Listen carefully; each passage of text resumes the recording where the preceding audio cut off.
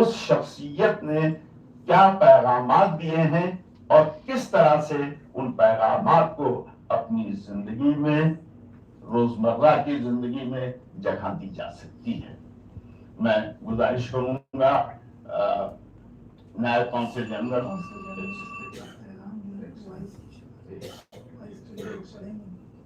Vice के शिक्षक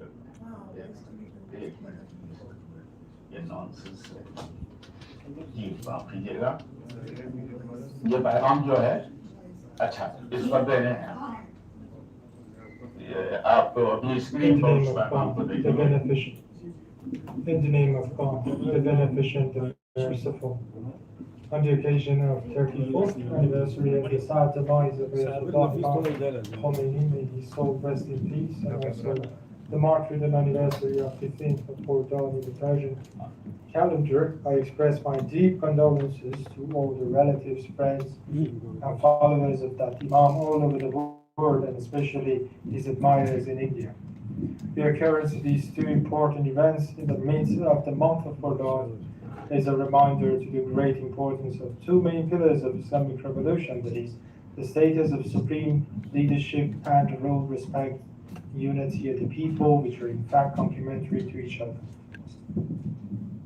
Imam Khomeini had all of the attributes of a perfect and influential leader, and this is a fact that is acknowledged even by his detractors and critics. Scholar and intellectual in Islamic jurisprudence, theology, and philosophy, with great and humble moral contact, but at the same time highly emphasizing the protection of rights of weaker sections of society, and most importantly, his ability to establish relationship with people from all sections and classes of society were all prominent in his nature and made him very popular among people of Iran. Imam was one of the important personalities of the world in fight against tyranny, injustice, and global hegemony, and an ardent supporter of voiceless people in Iran, and always supported the nations afflicted with injustice. And perhaps this characteristic is more tangible for Indian people who also had similar personalities, such as Mahatma Gandhi, Pandit Nehru, and Subhash Chandra Bose. When Imam was just 5 months old, his father was killed by the mercenaries of the arrogant rulers of the time, and hence he was made familiar with the pains of being an orphan and the sublime meaning of martyrdom, right from the time he was an infant. His mother, Banu Hajar, was also a pious lady and granddaughter of a very well-known Ayatollah Khansari. At the age of 19, Imam went to Qom Islamic Seminary for Islamic studies and learned the teachings of Islamic jurisprudence. Throughout these years, not only the Iranian nation was under the unjust rule of the despots, but their real identity, independence, and self-respect was also in the shadow of obscurity. Forceful prohibition of wearing hijab, treaty of capitulation, prerogatives for private foreign companies in exploiting the country's oil and gas resources compelled Imam Khomeini to openly express his dissent towards Shah's policy.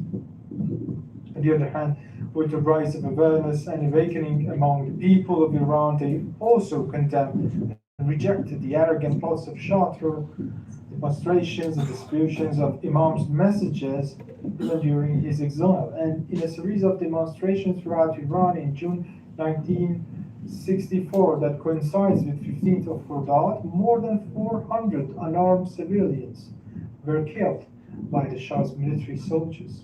This event was the beginning of an end for the tyrannical rule of Pahlavi's dynasty, and eventually led to its collapse in the year 1979.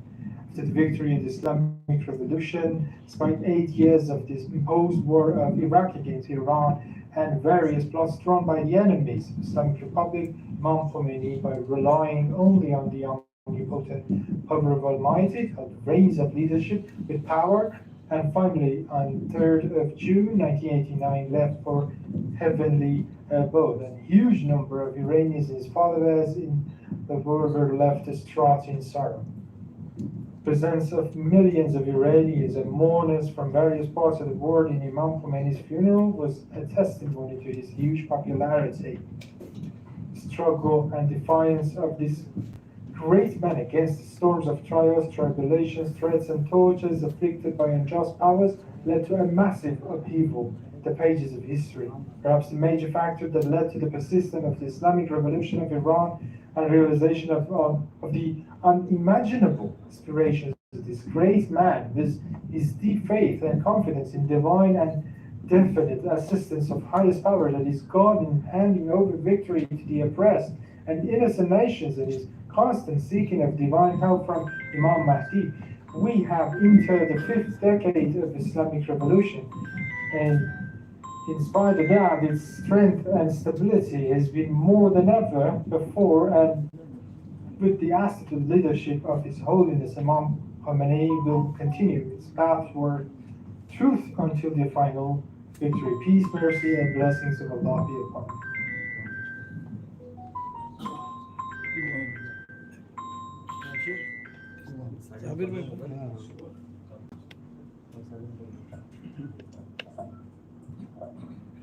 Hazrat Amin, His Excellency Consul General Islamic Republic of Iran اور علی خان کی تقریر سماعت فرما رہے تھے جو امام Khomeini علیہ الرحمہ کی زندگی کے سلسلے میں تھی اور ان کے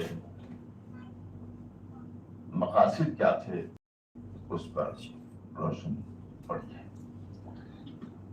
اب اس کے بعد ہم اپنے مقررین کو دعوت دیں گے اور اس گزارش کے ساتھ کہ زیادہ وقت نہ لیں, 10 منٹ کے اندر اپنی بات کو, اپنی گفتگو کو ختم کرنے کی کوشش کریں.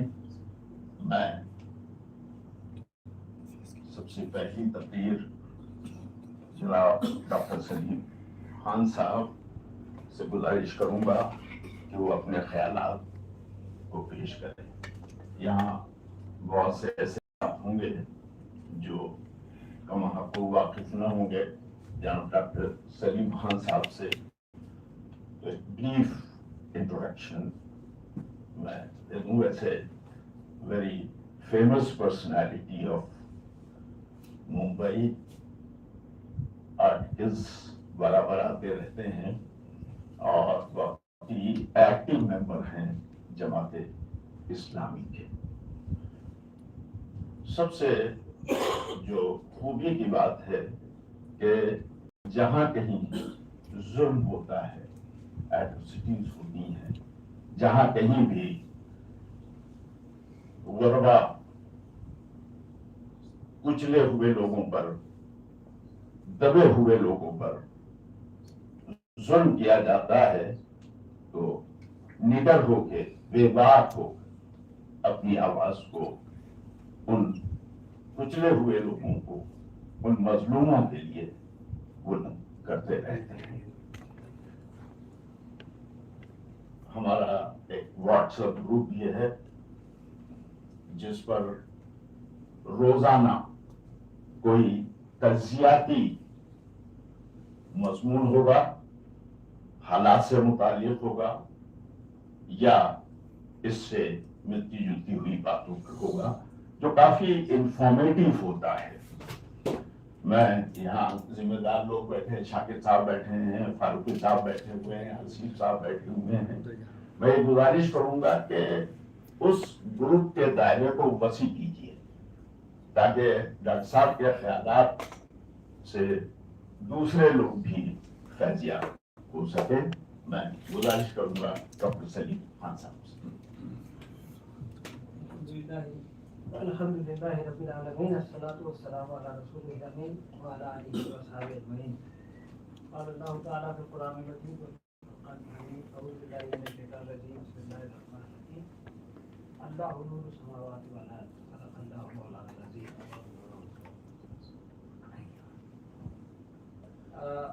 Friends, first of all, I congratulate Iran Cultural House for organizing this commemoration day of Imam Khomeini, and giving me an opportunity to express my views. I am extremely thankful to the exaggerated introduction by my very good friend and my mentor, Maulana Zahir Abbas Rizvi.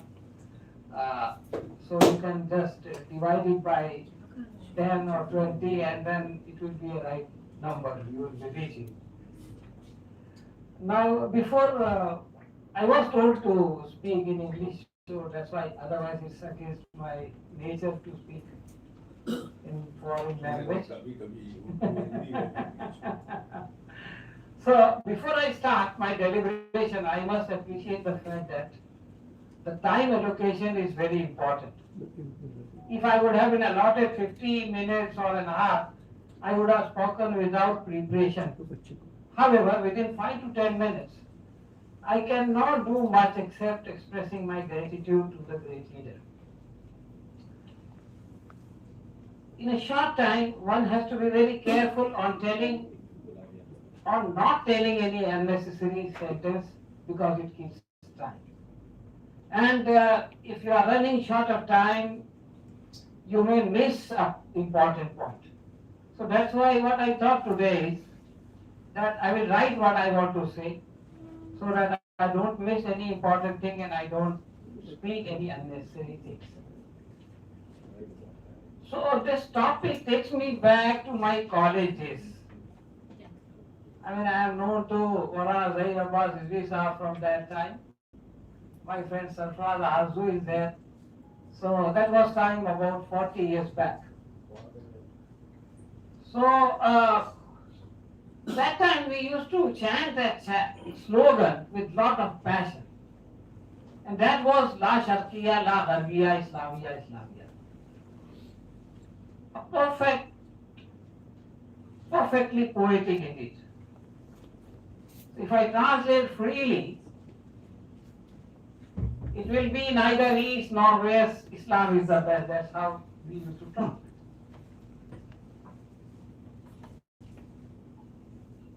I relate this to verse 35 in chapter 24. That is Surah Nur. I will just read the translation of that particular verse. It says, Allah is the light of heavens and earth.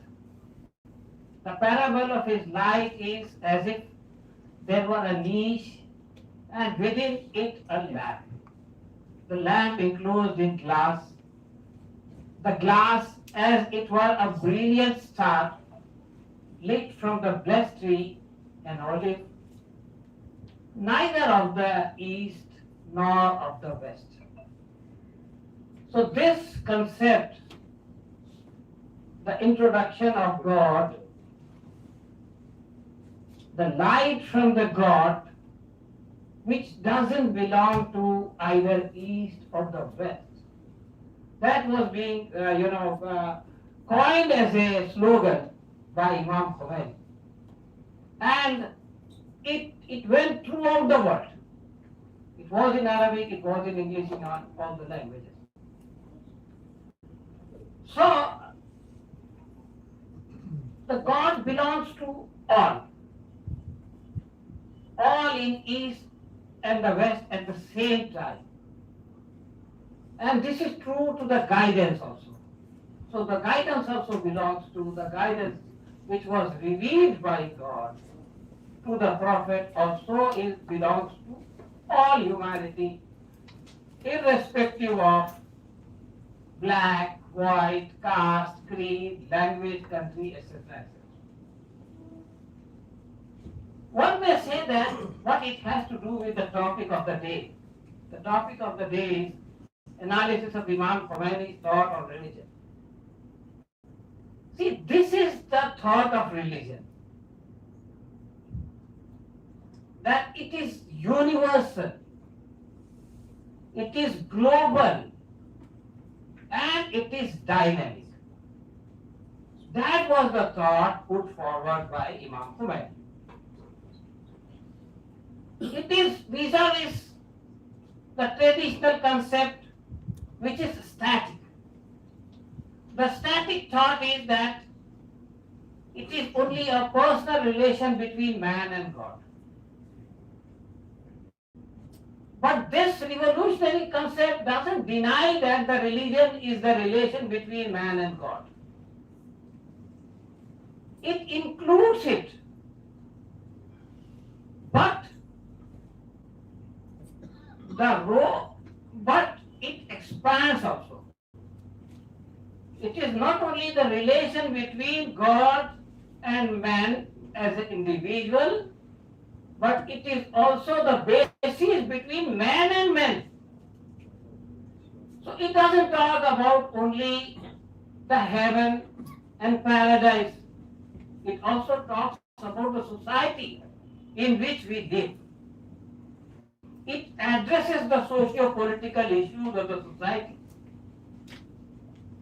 It tells how the tyranny and injustice from the society could be eradicated from the society. This was the concept of religion. How a religion motivates to support downtrodden, mustazafin of the society.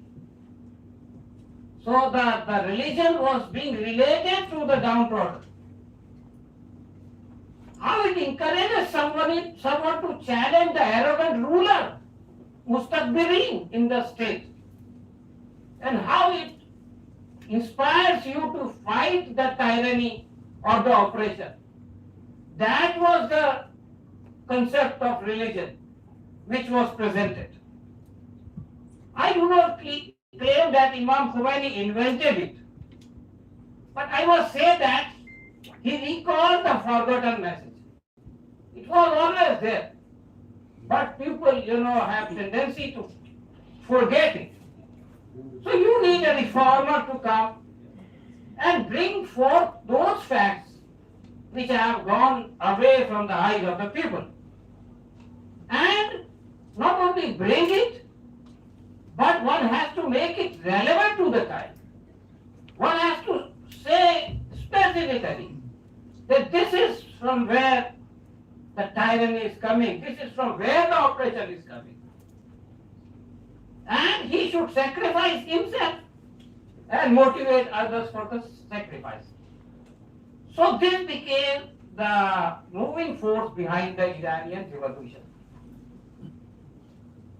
It was one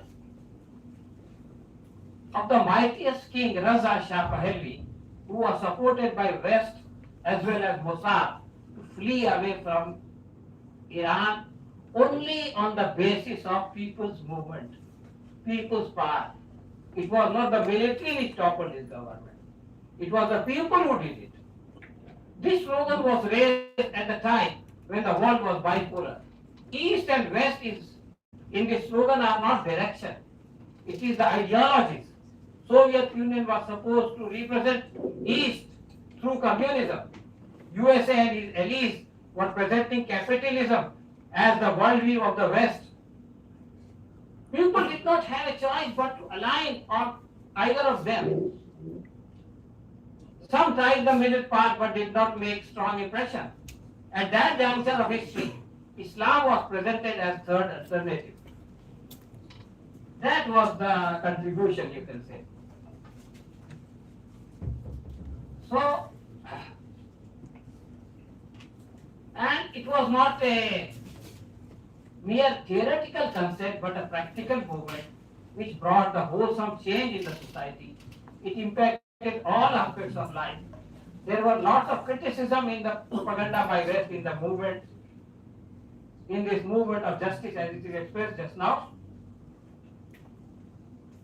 I said one may disagree with the ideology, but I remember with one quotation from the Times of India, I will finish my deliberation. At the sad demise of Imam Khomeini, Times of India wrote an editorial.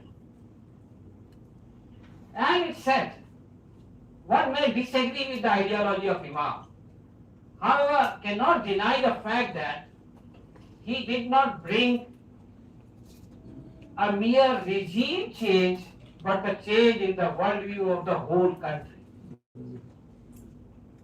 That is the power of a teacher or a selfless and fearless spiritual leader.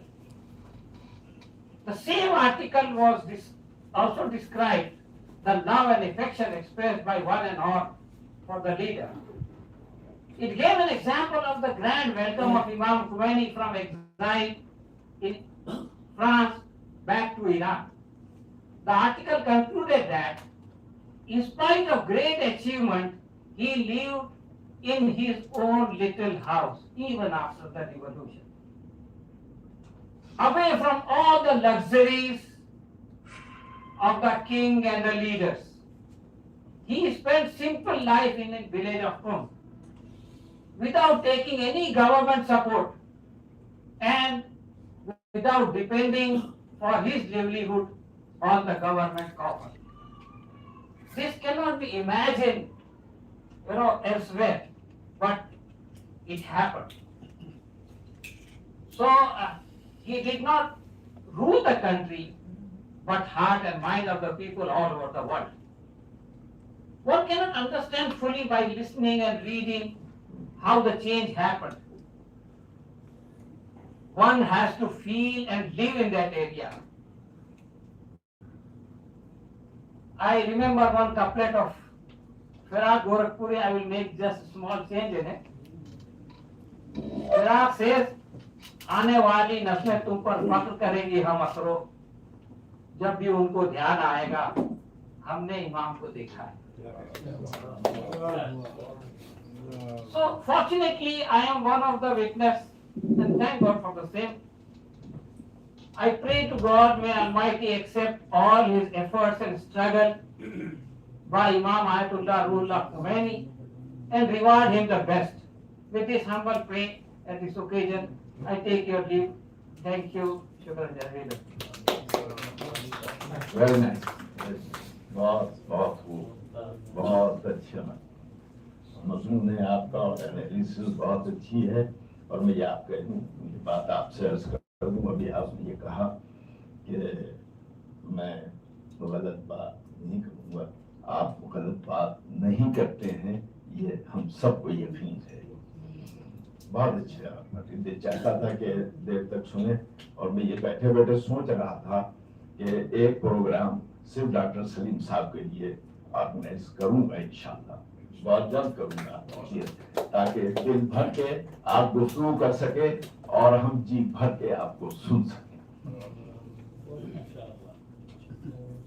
गिरामी कद्र, अब तो doctor Salim Khan साहब के बाद हमारे बीच में दरमियान में गिरीश कुमार कटारिया साहब तशरीफ फरमा है, बैठे हुए हैं. कटारिया साहब का मौजू है जस्टिस, अदालत पर ये गुफ्तगू करेंगे.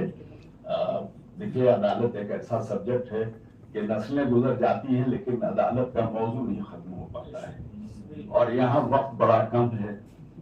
तो अब मैंने आप बेहतर समझ सकते हैं कि सेकंड में कटारिया साहब के सिलसिले में आप कर दूं कि बहुत ही एक्टिव आदमी है, एक्टिविस्ट हैं कटारिया साहब, और इनका एक ऑर्गेनाइजेशन है जिसका मराठी में नाम है जो मैं मूलभूत अधिकार संघर्ष समिति. अब ये मूल तो समझ में आ गया, जब आप भूत लगा देते हैं तो बड़ा डर लगता है. बहुत अच्छा, बहुत अच्छा काम कर रहे हैं गरीबों के बीच में. Rights is fighting for rights of down trodden people. गरीबों के राइट्स के लिए, हुकूक के लिए संघर्ष कर रहे हैं, लड़ाई कर रहे हैं. मैं आपसे रिक्वेस्ट करूंगा please present your paper.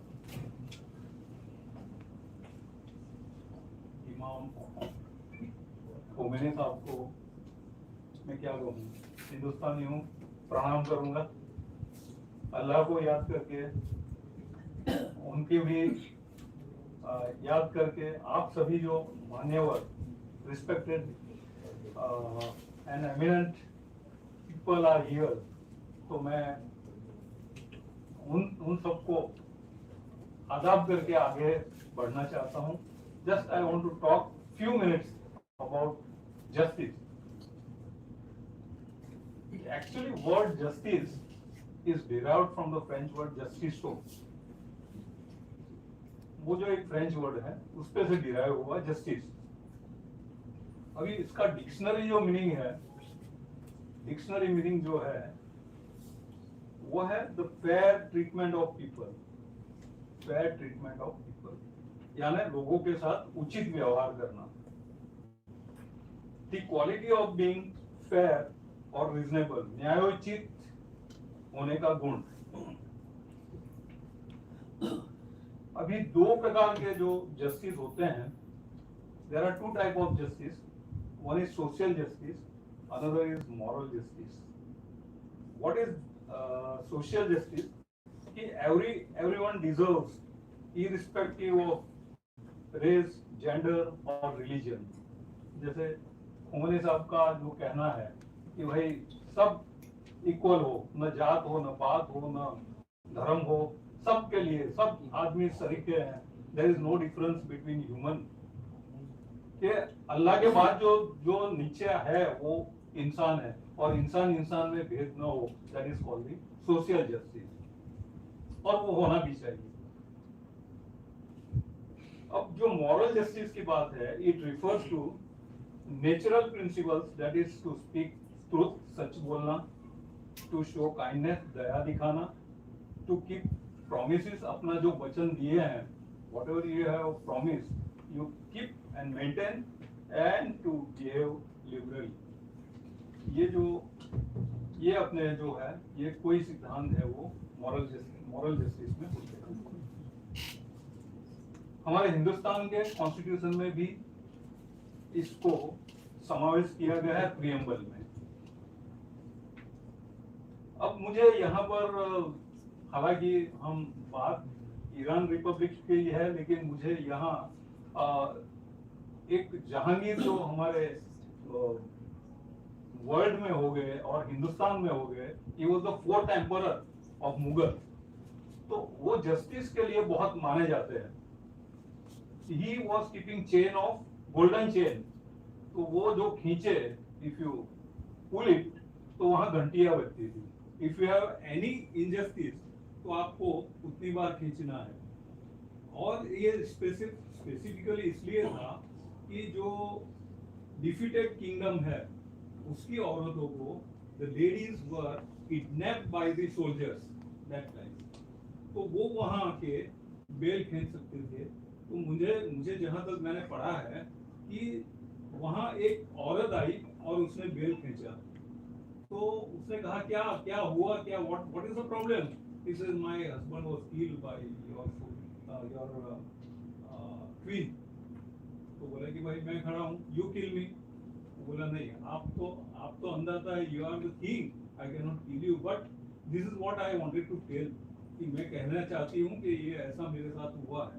So he was so known for the justice कि ऐसा अभी भी इन हिंदुस्तान ये कहा जाता है कि जहांगीरी न्याय, ऐसा अभी तक मुझे नहीं लगता कोई भी बड़ा राजा हुआ हो और उसने इस तरह का कोई जस्टिस के लिए काम किया हो। So I personally salute him for the justice he has given to the public. उसके बाद ऐसा होता है कि हमारे हिंदुस्तान में एक राजीव दीक्षित जी हो गए, तो वो कहते थे कि जो हमें मिलता है कोर्टों में मिलता है, वो न्याय नहीं मिलता है, फैसला मिलता है। He used to say, to what extent he is right, but some extent he may be right। अभी थोड़े समय पहले बिल्किस बानो के 11 आरोपियों, बलात्कारियों को छोड़ा गया। आई डोंट नो कि इसको हम जस्टिस कहेंगे, इनजस्टिस कहेंगे, बिकॉज शी वाज मुस्लिम। उसके लिए उसके और ये सर्टिफिकेट ये दिया गया कि वो संस्कारी लोग थे, they were cultured people. I don't accept. If cultured people is there, they will not do rape. See, sometimes to please the government, the king, sometimes judges, may have to, I'm not saying they have to, but may have to give justice or the decision or judgment in favor of kings also. This can happen in any country, anywhere.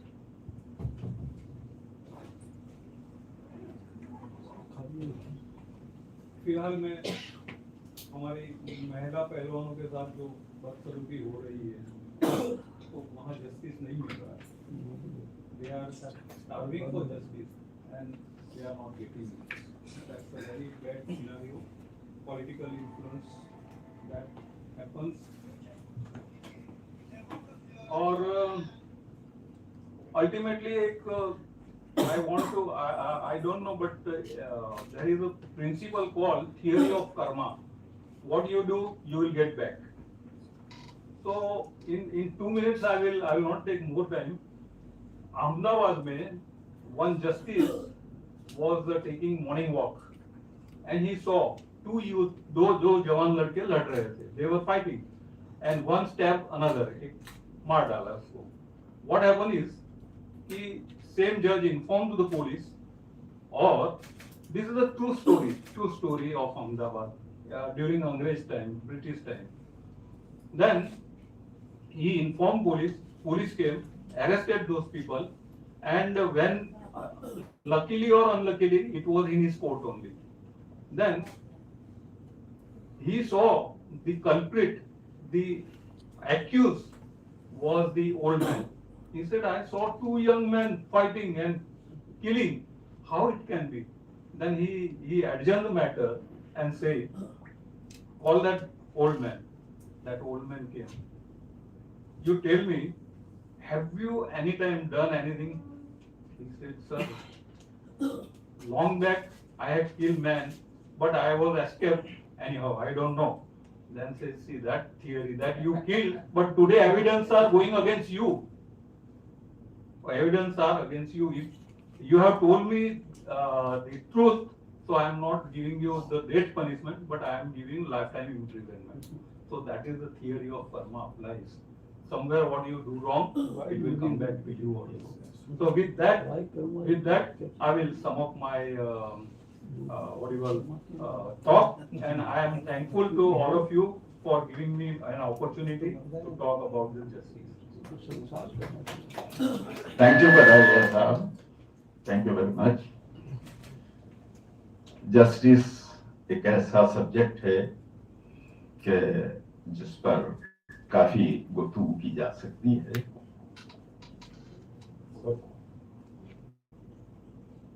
जी, मेरा ख्याल यह है कि कटारिया साहब अगर थोड़ा सा आप इस मौजू को, इस टॉपिक को इमाम खुमैनी की तरफ मोड़ते तो जस्टिस इस्लाम में क्या है, उसकी वैल्यूज क्या है, वो बहुत क्लियरली सामने आ जाती है. इनफैक्ट इस्लाम के जो कवानीन हैं वो इंसानों के बनाए हुए नहीं हैं, वो अल्लाह के बनाए हुए हैं, और अल्लाह के कानून से कोई एस्केप कर जाए पॉसिबल नहीं होता है. और खुमैनी साहब ने उन्हीं कवानीन को, उन्हीं लॉज को इम्प्लीमेंट किया है ईरान के अंदर. इट वाज नाइस स्पीच आपने, नाइस स्पीच आपने हमारे यहाँ के जो हालात हैं उस पर भी आपने रोशनी डाली, और बहुत अच्छी बात थी कि यहाँ सिर्फ फैसला मिलता है, अदल नहीं होता. बहुत अच्छी बात है. इसमें जस्टिस नहीं है, फैसला कर दिया जाता है कि भाई ठीक है, मगर इंसाफ का जो हक है वो नहीं मिलता है. Thank you very much. इसके बाद मैं गुजारिश करूंगा फादर स्टेफन से. फादर स्टेफन बड़ी मशहूर शख्सियत है यहाँ के, और सभी जानते हैं इन्हें. बहुत ही ये है तो फादर, लेकिन बड़े एक्टिव आदमी, बहुत ही एक्टिव आदमी है. और मैं ये देख रहा था कि इतना खूबसूरत जवान कार्ड पर, आप देखें क्या कशिश है.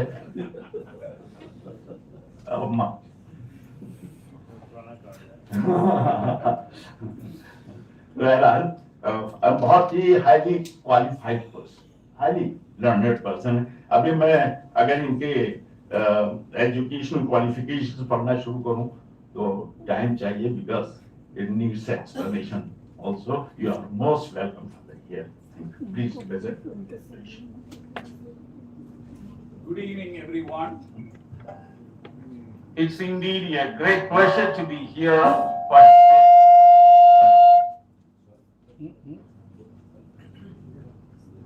Good evening, everyone. It is indeed a great pleasure participating in the 34th death anniversary or the death memorial of Imam Khomeini. Today, let me unfold two biblical reasons to like and appreciate Imam Khomeini. I shall be brief, hence let me have my own undisturbed time.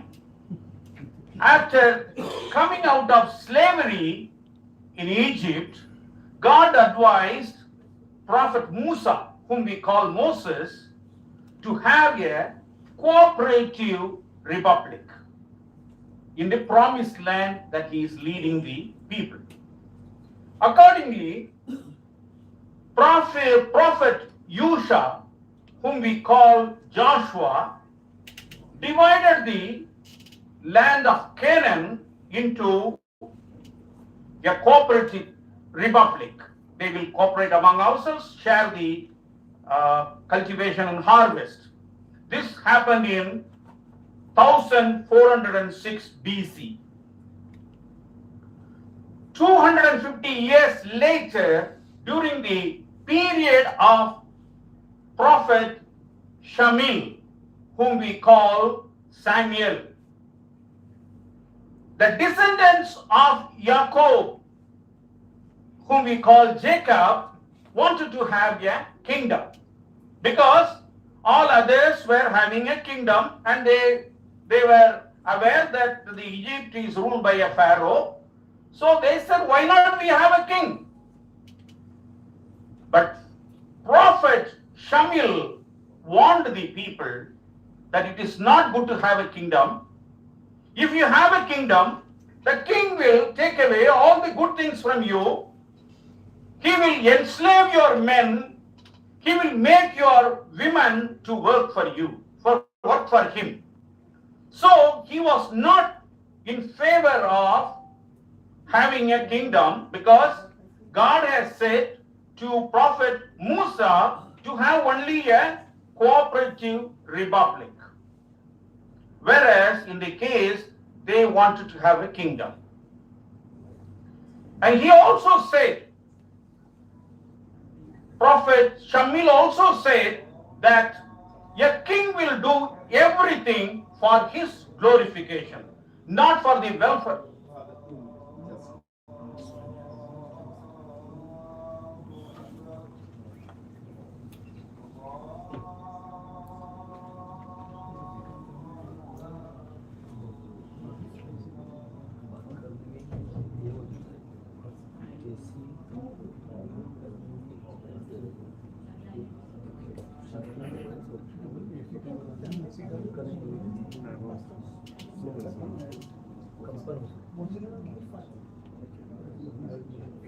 बंदे को बोला AC कम करा, मैं बोल जाता हूँ।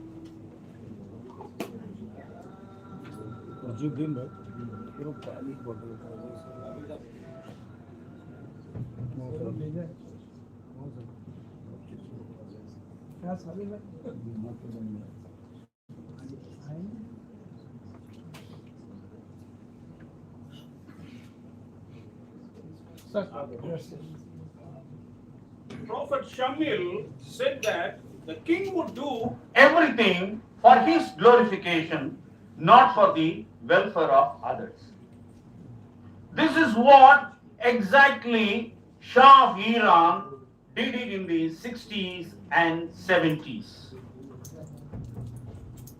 On October 1971, he held a celebration to commemorate the 2,500 years anniversary of the founding of the Persian Empire. And he invited people from all over the world, and it was a big celebration. And he did this celebration not for the people of Iran, but for his glorification.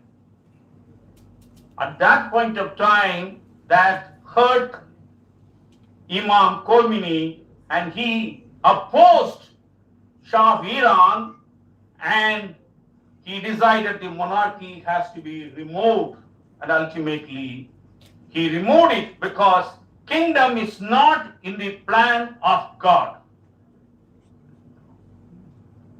This is one reason I like Imam Khomeini. The second reason is the recent genetic studies have proved that the entire humanity has emerged from a single parent, Adam and Hawa.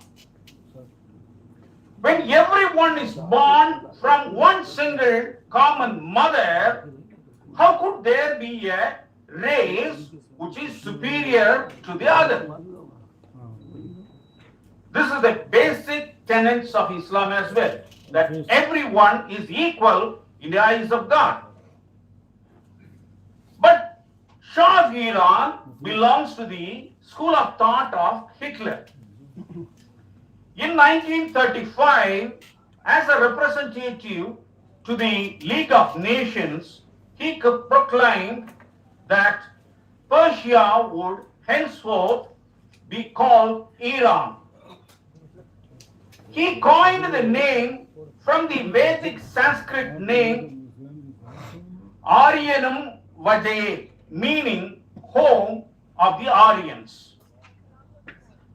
On 26 October 1971, he took the title Arimehet, meaning light of Aryans.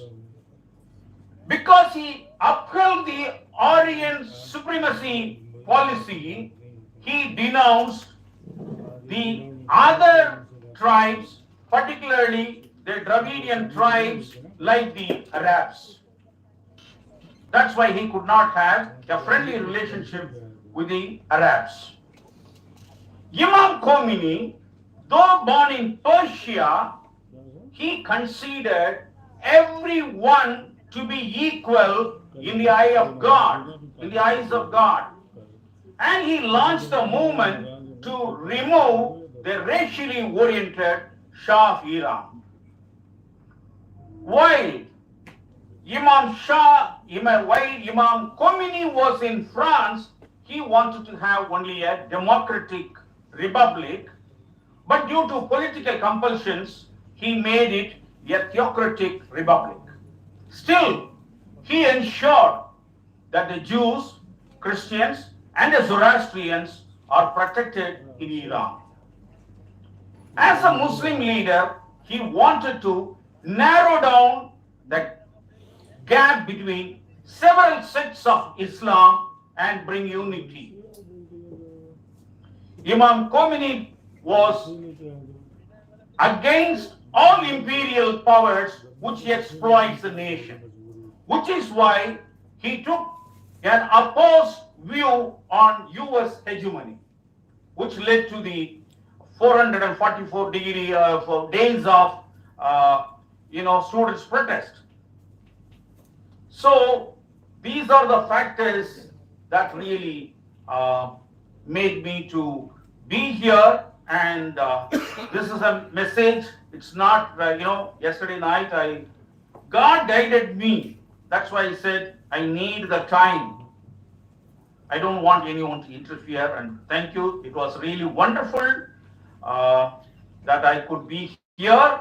I'm glad the Cultural House of Iran has organized a function on the 34th death memorial of Imam Khomeini, and I thank the organizers for giving me an opportunity to share my thoughts on this occasion. Thank you so much. Thank you very much. Thank you very much, Dr. Please. मैं 2 minute इस तकरीरी सिलसिले को रोक रहा हूँ. एक बहुत अहम इम्पोर्टेंट बुक है अयतुल्लाह खुमैनी की लाइफ पर, जिसे लिखा है जनाब अली अकबर सब्जियान साहब ने.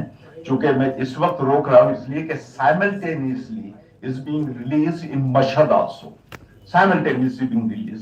तो एक वो अच्छा मौका है, वहां भी हो रहा है और यहाँ भी हो जाए. And it will be released by our Director Culture House. Amanullah, please say that.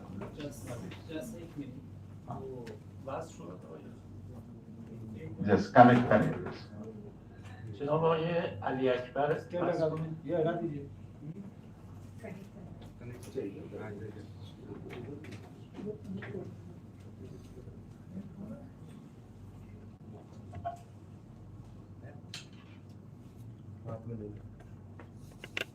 بس شدن پشت خط باشن بس باشن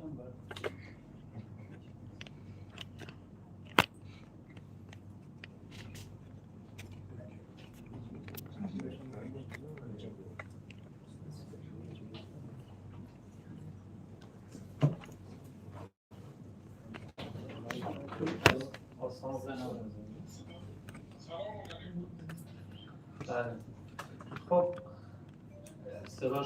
صدای ما رو دارید جناب آقای سبزیان؟ سلام علیکم و رحمت الله. جناب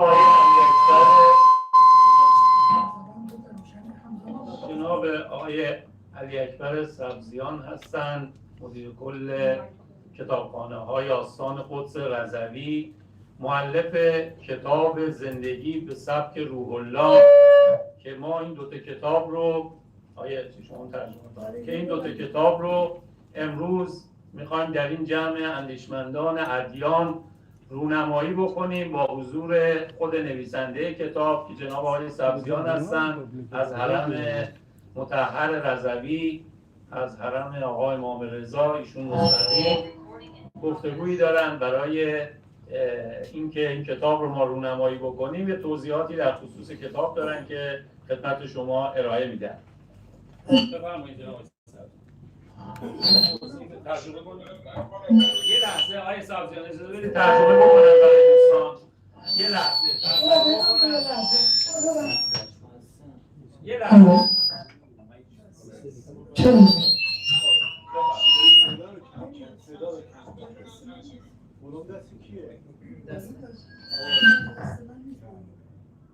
خب بفرمایید.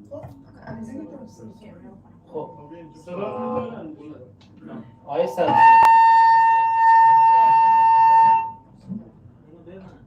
जो तस्वीर आप मुशाहिदा फरमा रहे हैं आप लोग, ये जनाब अली अकबर सब्जियान हैं जिस किताब की हम अभी रोनुमाई करने जा रहे हैं. इस किताब के मौलिफ हैं जो हमसे चंद जुमले बयान करेंगे इंशाअल्लाह. बेफरमाइए.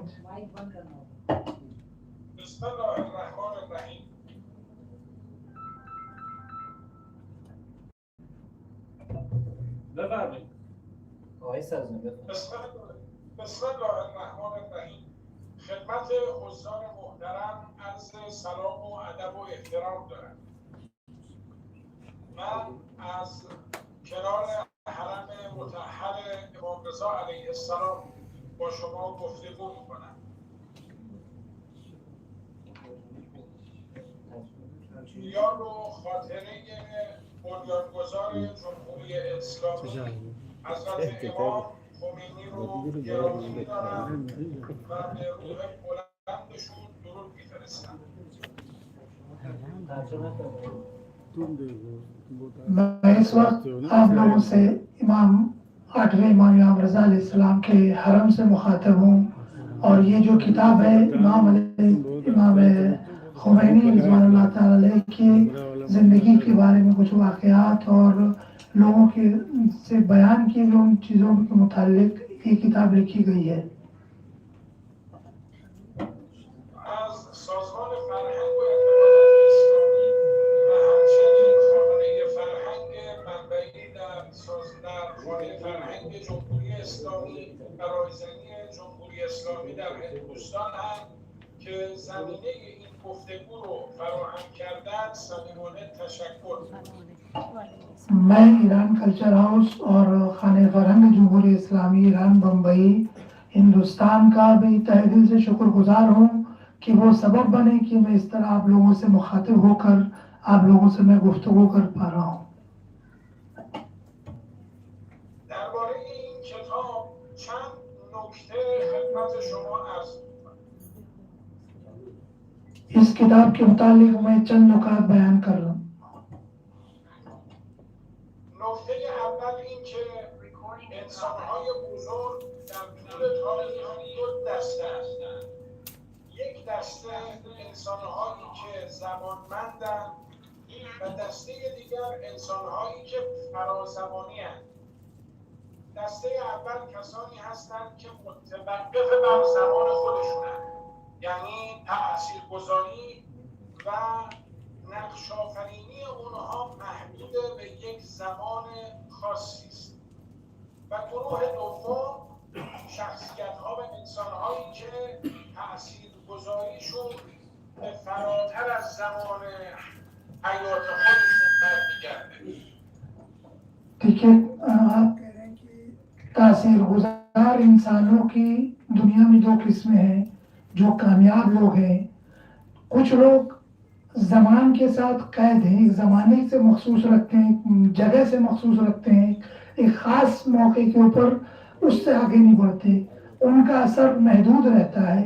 लेकिन दुनिया में कुछ ऐसे लोग भी हैं जो इस दुनिया में इतने कामयाब होते हैं कि वो ज़मान और मकान से आगे बढ़कर रहती दुनिया तक उनकी याद लोगों के दिलों में जिंदा रहती है. امام خمینی در زمره انسان‌های دسته دوم بود، یعنی انسان‌های فرازمانی، یعنی قدرت تاثیرگذاری امام از دوره حیاتش فراتر رفت.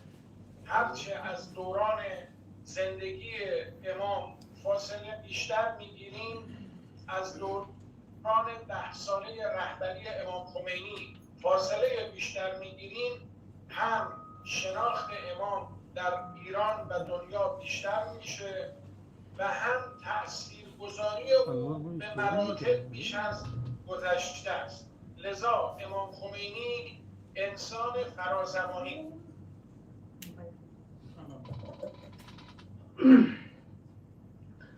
और जो आपके सामने दो किस्म के लोगों का बयान किया, एक तो बताया कि कुछ इंसान ऐसे हैं कि उनका असर जब तक वो जिंदा है तब तक उनका असर देखने को मिलता है, लेकिन कुछ लोग ऐसे हैं जो ज़मान और मकान से बहुत आगे तक निकल जाते हैं, यानी उनकी तासीर, उनका असर माशरे के अंदर उनकी ज़िंदगी से ताल्लुक़ नहीं रखता, बल्कि उनके जाने के बाद भी दुनिया उन्हें याद रखती है.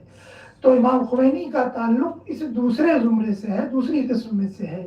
कहते हैं कि जैसे जैसे उन्होंने सिर्फ 10 साल हुकूमत की, 10 साल इनकलाब के बाद तक वो जिंदा रहे, ایران میں جب انقلاب کامیاب ہو تو 10 سال تک رہے، لیکن جیسے جیسے ہم ان کی اب 34ویں برسی منا رہے ہیں، جتنا جتنا ہم ان سے دور ہوتے جا رہے ہیں زمان کے حساب سے، رحلت سے دور ہوتے جا رہے ہیں، انتقال سے، اتنا ان کی شناخت، ان کی معرفت، ان کے بیانات کا اثر ہم زیادہ سے زیادہ دیکھ رہے ہیں.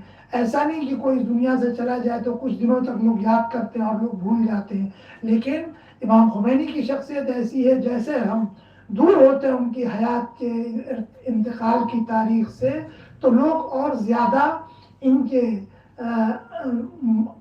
افکار اور ان کے اقوال سے آشنا ہوتے ہیں، اس کے اثر کو بھی لوگ دیکھ رہے، لوگ اپنا بھی رہے ان اثرات کو. بهترین معرفی برای شخصیت زندگی و سیره سیاسی امام خمینی همون کلمات و بیاناتی است که رهبر انقلاب اسلامی حضرت آیت الله خامنه‌ای در این سالها راجع به امام خمینی بیان کردند.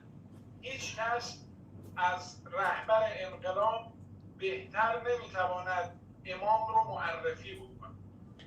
حتی امروز در سالگرد رحلت امام در اون مراسم باشکوه مقام معظم رهبری و رهبر انقلاب راجع به امام بهترین عبارات و واژه‌ها رو بیان کردن. امام خمینی کے شناخت کا سب سے بہترین طریقہ آج کے دور میں جو سب سے اچھا راستہ ہے وہ یہ ہے کہ یہ رہبر معظم انقلاب اس وقت جو انقلاب اسلامی کے اور حکومت ایران، اسلامی ایران کی جو قیادت فرما رہے ہیں رہبر معظم انقلاب، ان کے بیانات کے ذریعے سے آپ امام خمینی کو پہچان سکتے ہیں. چنانچہ ان کے کلمات، وہ جو ان کی سیاسی تدبیریں، جو بھی ان کے واقعات اور اقوال ہیں، وہ آپ سب سے بہتر جو اس وقت اس دور میں امام خمینی کی پہچان کروا سکتے ہیں وہ صرف رہبر معظم انقلاب کی زبانی ہی آپ رہبر امام خمینی کو پہچان سکتے ہیں. چنانچہ آج کے جو برسی کے پرشکوہ موقع پر جو انہوں نے کلمات بہترین تعبیر کے ذریعے سے امام خمینی کو لوگوں تک ان کو پہچنوایا، اور یہ سب سے اچھا طریقہ ہے ان کو پہچاننے کا. اما یک نکته و اون این که زندگی امام و شخصیت امام و یک سری از ابعاد محرمانه بودن زندگی امام یا خصوصی بودن زندگی امام که برمیگرده به سبک زندگی خانوادگی و شخصی امام، پشت شخصیت سیاسی امام نهفته است. اور ایک نقطہ امام کی وہ خصوصی زندگی اور ان کی فیملی لائف جو ان کی ایک سیاسی شخصیت ہے اس کے جو پیچھے پوشیدہ ہے اس کے بارے میں بیان ہے. مردان بزرگ تاریخی و رهبران سیاسی مثل امام یکی از مظلومیت‌هاشون دیده نشدن زندگی خانوادگی و شخصی اونهاست. تاریخ کے بزرگ لوگوں کی جنہوں نے تاریخ میں بڑے کارہائے نمایاں انجام دیے ہیں، ان کی ایک مظلومیت یہ ہے کہ ان لوگوں کی کبھی فیملی اور ان کی شخصی زندگی کو لوگوں تک بتایا نہیں گیا. وہ کس طرح زندگی گزارتے تھے، ان کی لائف سٹائل کیسی تھی، اس کے بارے میں کسی کو بتایا نہیں گیا. این کتابی که امروز قرار هست رونمایی بشه با عنوان زندگی به سبک روح الله میپردازه به زندگی خصوصی امام و سبک زندگی خانوادگی این مرد بزرگ. یہ جس کتاب کی آج ابھی رونمائی ہونے والی ہے یہ کتاب اسی موضوع پر ہے کہ روح اللہ خمینی نے اپنی زندگی کس انداز سے، یعنی زندگی روح اللہ خمینی کی طریقے سے گزاری کس طرح، اس کے بارے میں اس کتاب میں لکھی یہ بتایا گیا ہے کہ ان کی خصوصی اور فیملی لائف کیسی تھی اور روزمرہ کس طرح اپنی زندگی گزارتے تھے، اس کے متعلق یہ بیان کیا گیا. شک نداریم و تردید این نیست که یکی از رموز موفقیت امام خمینی خانواده او و سبک زندگی خانوادگی امام بود.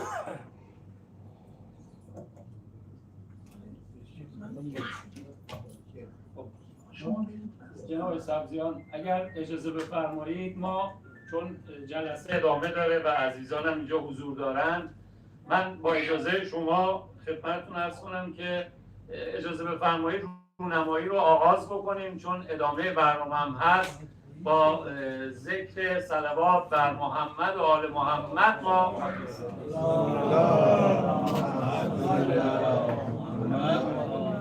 به دلیل زیغ وقت عذرخواهی میکنم من. پس با اجازهتون کتاب رو ما دوستان رونمایی بفرمایند.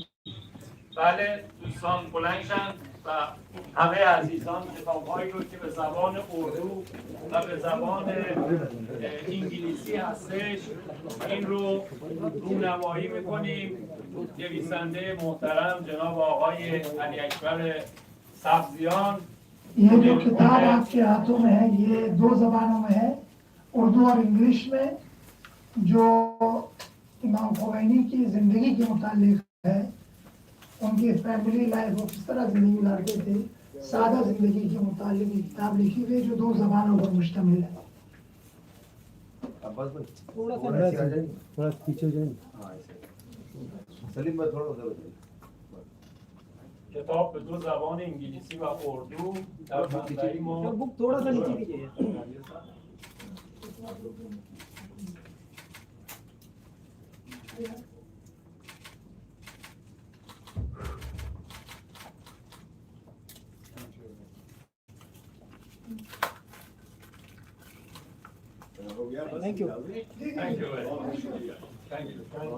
Thank you.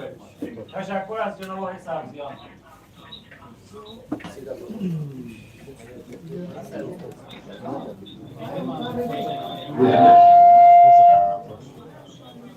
رات بہت جلدی سفر طے کیا جا رہا ہے اور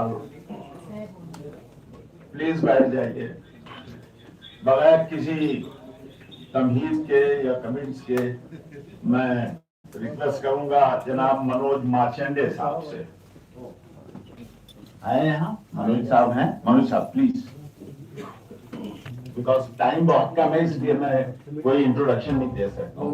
2 minutes please go ahead. Your most welcome. Iran سے آئے ہوئے ہمارے مہمان بھارت دیش اور سب ہمارے بھارت دیش پہنچی ہے، آپ کا تہہ دل سے سواگت کرتے ہیں، یہ بھی کرتے ہیں. صاحب نے ابھی کچھ لفظ بولے خمینی صاحب کے بارے میں،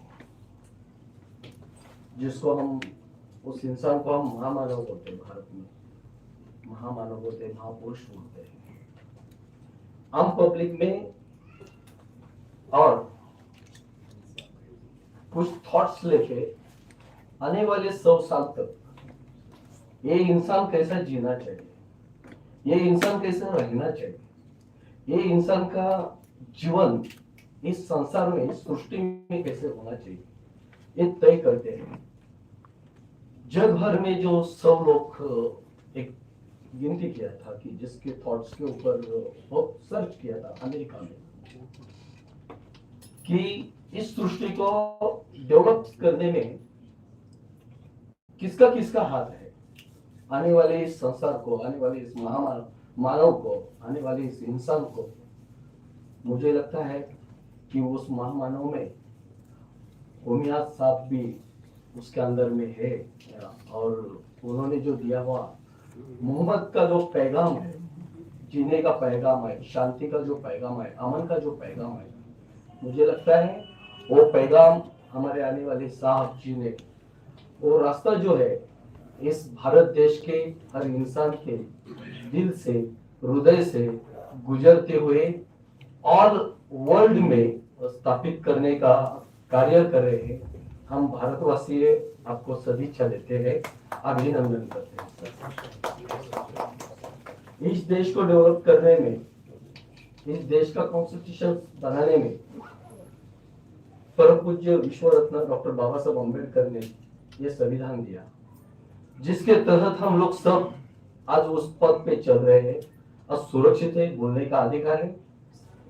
मुस्लिम समाज के साथ साथ हर धर्म के आज हम लोग एक जगह पे बैठे हुए हैं।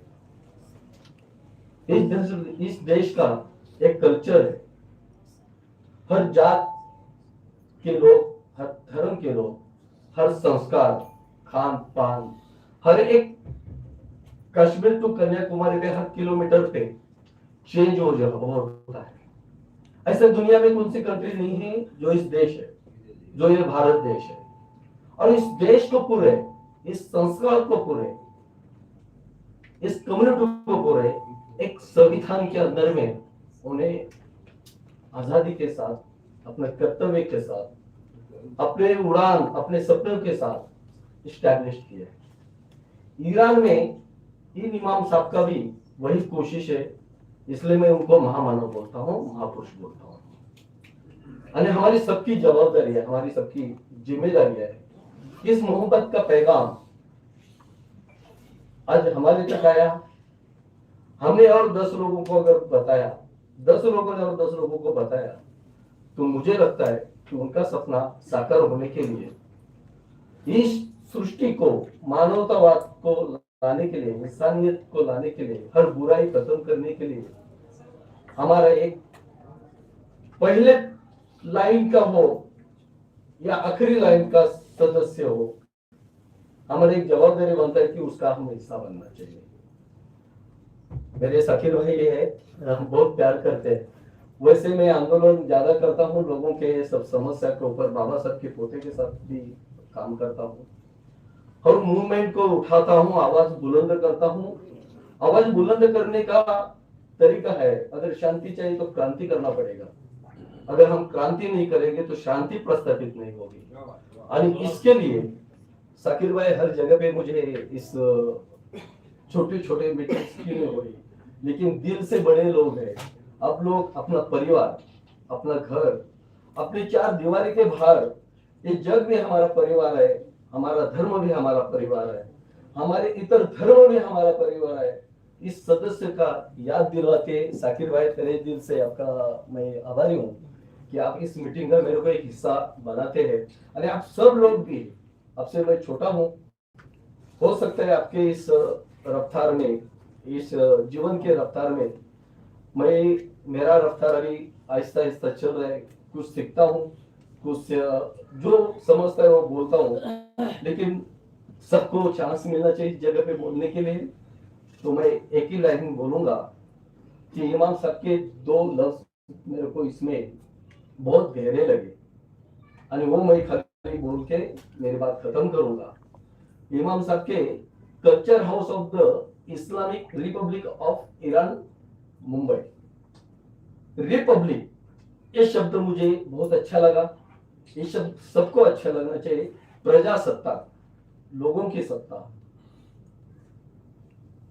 गवर्नमेंट जो होती है वो मैनेजमेंट होनी चाहिए, ना कि ऑर्डरर होना चाहिए।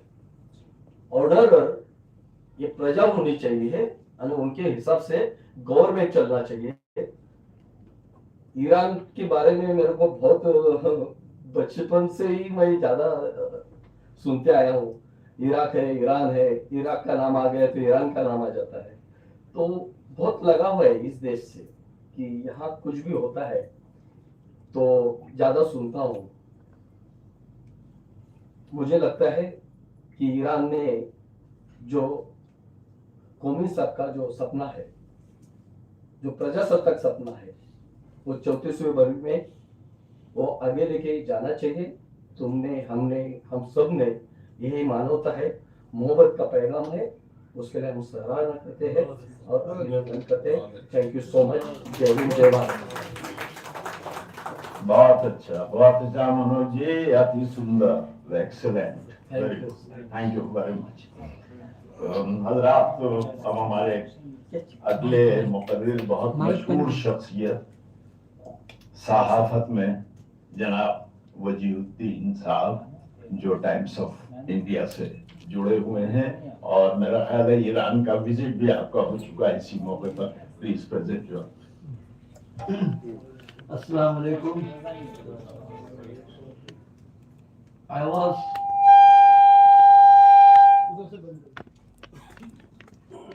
I was part of a delegation a couple of years ago and to Iran, and the occasion was the same. We can't say same day, but the same occasion that we are here. Imam Khomeini's death anniversary, to commemorate his death anniversary. And I was fortunate to have Maulana Zahir Abbas Sahab as our guide over there, because he has been to Iran several times. I have been to just once. That was the first time, and till today is my last and first and last. I would like to visit Iran again. It's such a beautiful country. Unfortunately, I have not got a chance to visit it again, and I hope something happens, and we would like to visit the beautiful country and meet the people and have shelo kebab again over there. I have had shelo kebab in Irani club in Dubai a couple of times, but Iran, kebab in Iran is like unlike anywhere else. So, but with that note, I would like to tell you, a lot of things have been said about Imam Khomeini's justice, his way of living, his thoughts, his message. But what I feel a lot about and remember, it has been long, I mean many years ago, around 10 years ago, I was in Iran. But what even today, till today I remember very vividly, is his house. Just imagine the kind of injustice, the kind of wealth rulers in this world accumulate when they get power.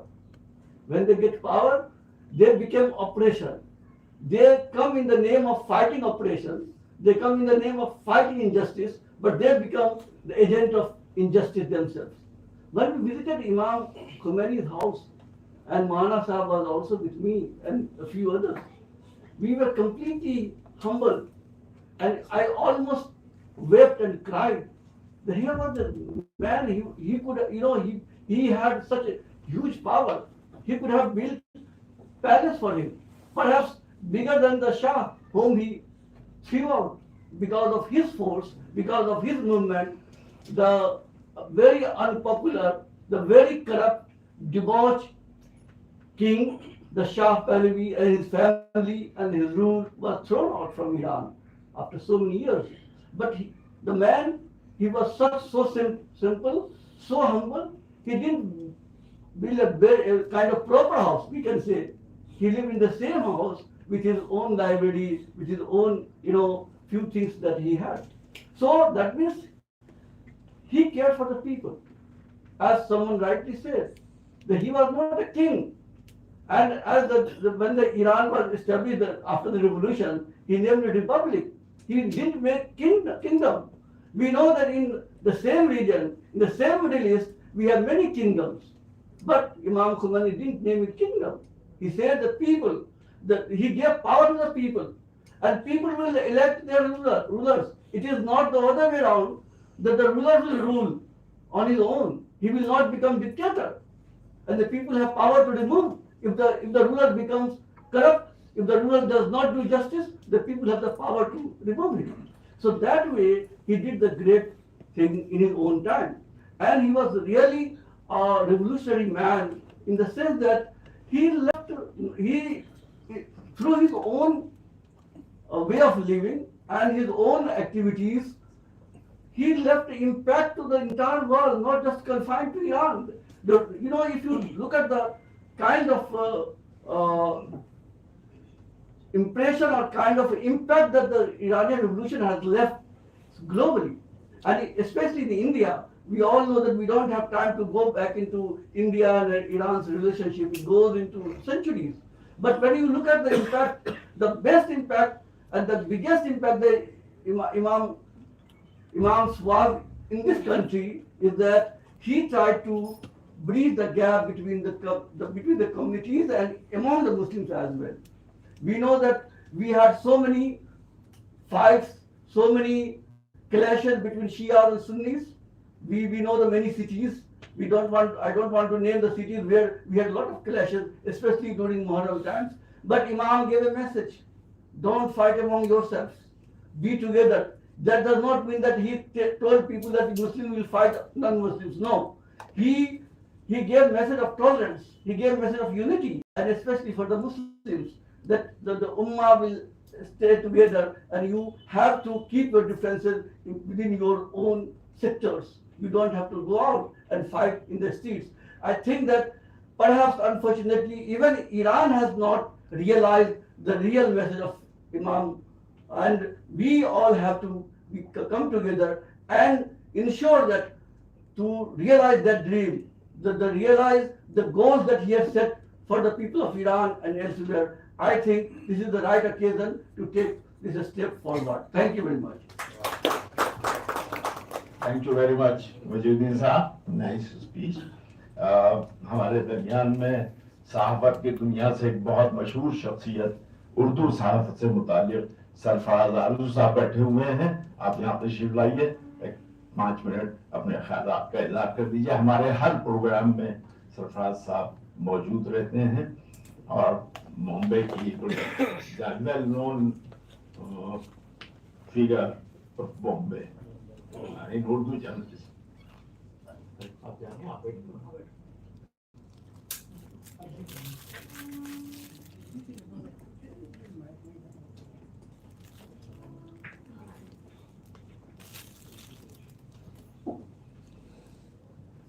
Assalamu alaikum everybody. As we normally say, the proof of pudding is in eating.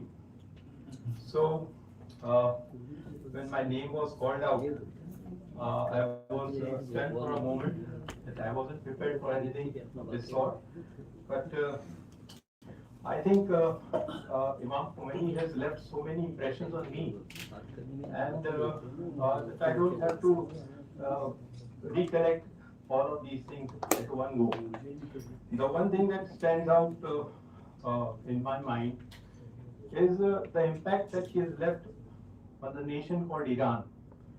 Well, revolutions come and even die down, but here is a revolution that is ongoing and still on, and I'm sure this will continue until Qiyamah. What I have seen in the meanwhile, in these years, is that Iran has become stronger in so many fields and in so many ways. And one thing that stands out for me is the rate of literacy that has skyrocketed in Iran. When I compare it with our own statistics, I realize that Iran is far ahead of many of its contemporaries of its in the region. And as far as I know, the rate of literacy in Iran is almost as good as 90%, which is, I mean, something very amazing when I consider that in India we have a literacy rate of around 50%, 48% or 52%. This is one thing that stands out. The second thing that stands out is that Iran has made its presence known in the world affairs. And even after being at the receiving end of the Western powers for and being boycotted at all levels, and in a situation in a world like ours, these types of steps would I mean bring down any economy in the world. Russia is feeling the pinch of it, of the boycotts and all. But Iran has stood its stance and has survived all these boycotts, and is not only survived them, but has overcome these boycotts in so many ways. It continues to have a very delicate balance in its diplomatic context with everybody. And one thing that especially needs to be mentioned is that it has mended its fences with even Saudi Arabia. And that is one thing that has brought in a sea change in the affairs of this region. Because Iran continues to be, on the side of the resistance forces throughout the Muslim world. And even then, if you are at good terms with a country like Saudi Arabia, it means that the nuances that go into maintaining these diplomatic relations have been taken well care of. And Iran will, I think, soon will have a era of peace in this region, and that will result in more and more, what should I say, more and more peace and stability. This will result in a more and more betterment of the Iranian society and its development at all fronts, as I would like to call it. Even when I think of the fronts that Iran is progressing on, I think it has taken a huge stride in becoming self-reliant in electronics, self-reliant in its own defense requirements, and it does not depend on Western forces for its crucial requirements. One thing which I laugh at when I come across these news items, that Iranian drones are being used by Russians in Ukraine. So one thing, you are carrying coal to Newcastle, right? So these are the things that stand out in our mind. And when I say revolutions come and go, this is one revolution that continues. Thank you very much. सरदार साहब बहुत बहुत शुक्रिया। इससे पहले कि मैं इस programme के सेमिनार के आखिरी मुकर्रिर को रहमत दूं, मैं चाहता हूं कि हमारे एक मेहमान बंगलो वहाँ से बड़ौदा से तशरीफ लाए हैं। मैं आप हज़रात के सामने उनका एक मुख्तसर सा इंट्रोडक्शन पेश कर दूं। आप हैं जनाब शहजादा मुश्तबा भाई साहब, अलवी बोरा जमात के सैयदना साहब जो हैं उनके साहबजादे हैं, तशरीफ लाए हैं। हम मशहूर हैं, आपके शुक्रगुजार हैं कि आपने रहमत फरमाई। इस उसमें अगर दो चार जुमले आप कहना चाहें, चूंकि बहुत कम रह गया है। हाँ, शुक्रिया। Assalamu alaikum wa rahmatullahi wa barakatuh. Greetings to all present here. I will commence my speech by introducing myself and the community which I belong. I am Shahzada Mujtaba Bhai Sahab. Today, on the occasion of 34th commemoration day of Ayatollah Khomeini, I am representing not only myself but my whole community. I belong to a community which not many people know about. We have not been introduced properly in front of the world. And by this stage and opportunity, I allow myself, with the blessings of my father, Sayyidina Hatim Zakiuddin Sahab Tawallahu Umrahu Sharif, to introduce my community in front of intellectuals and in front of people with rich Islamic knowledge. I belong to a close-knitted community. I belong to a community which is small but harmonious. I belong to a community which spreads over the world but is still united. I belong to a community which is not run by a ruler but by a leader. I belong to a community which follows Sayyidina Hatim Zakiuddin Sahab, and I proudly say I belong to Alawi Bahra community. Dear listeners, there is not much difference between you and me. We and everyone present here has the same origin and the same roots, which is Islam. And surely and undoubtedly, Islam needed and needs flag bearers in this 21st century. Iran, a country known for its culture, was sliding into the filthy hands of Shah and Western countries. It needed a savior, and Ayatollah Khomeini at that time emerged as one. He was meant to guide the people of Iran towards the commands of Quran. Allah always sends someone to protect and prevent the extinction of holy and spiritual knowledge. He was one of the leaders who have immensely contributed in the religious fields. He had emerged as the first supreme leader, a prominent figure with charisma and a ray of hope for Iran. He, with his far-sightedness, cleansed out Iran from the dangerous and vicious claws of Western culture.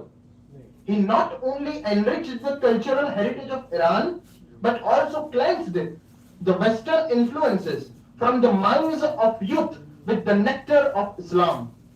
He was totally against the cultural westernization. But listen, my friends, he modernized Iran while still rejecting the penetration of Western ideas. He realized that there was a dire need to educate the common man about the ahkam and commands of Rasulullah sallallahu alaihi wasallam and the commandments of Quran. There was a need to inculcate the values and codes of Sharia, divine scriptures, books, and divine laws in the citizen of Iran.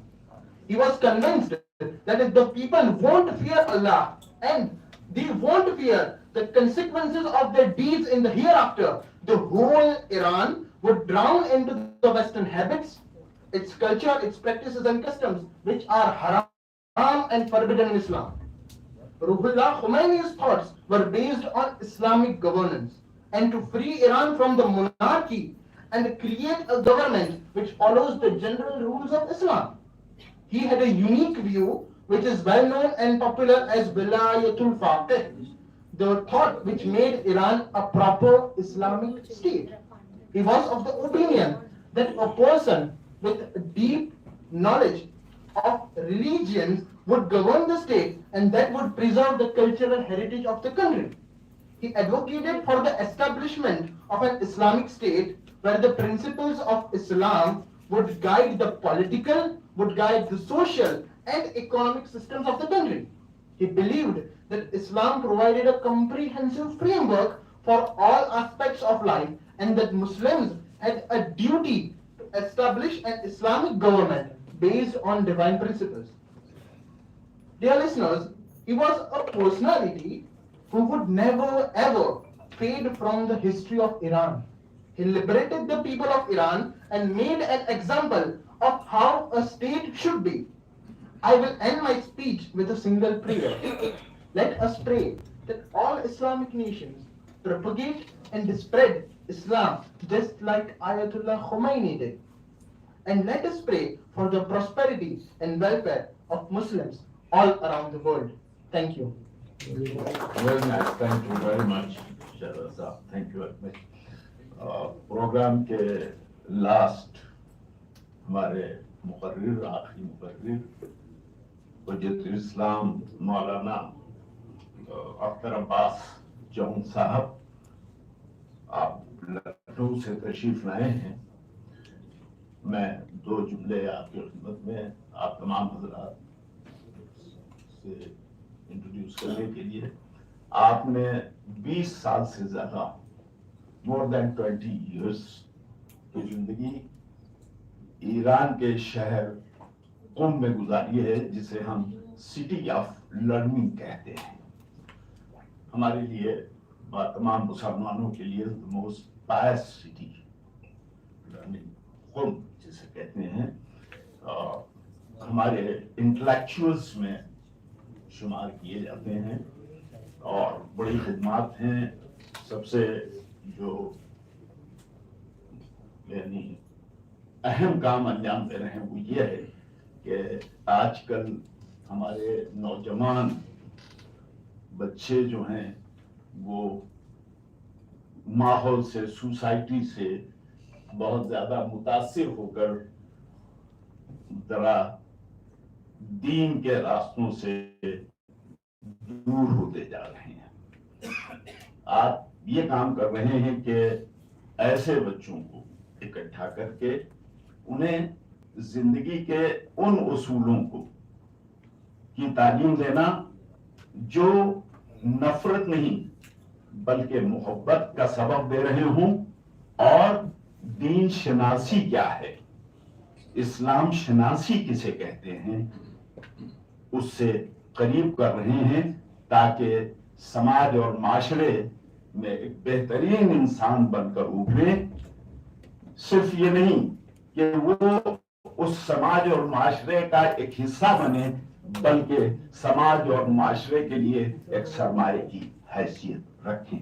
ہمارے لیے یہ بڑی خوشی کی بات ہے کہ ہم آج ایک ایسے انٹلیکچوئل کے خیالات سے مستفیض ہوں گے کہ جو اپنی زندگی کو سماج کو معاشرے کو بہترین بنانے میں گزار رہا ہے اور صرف کر رہا ہے. میں گزارش کروں گا اپنے مہمان مقرر جناب مولانا اختر عباس جون صاحب سے کہ اپنے خیال.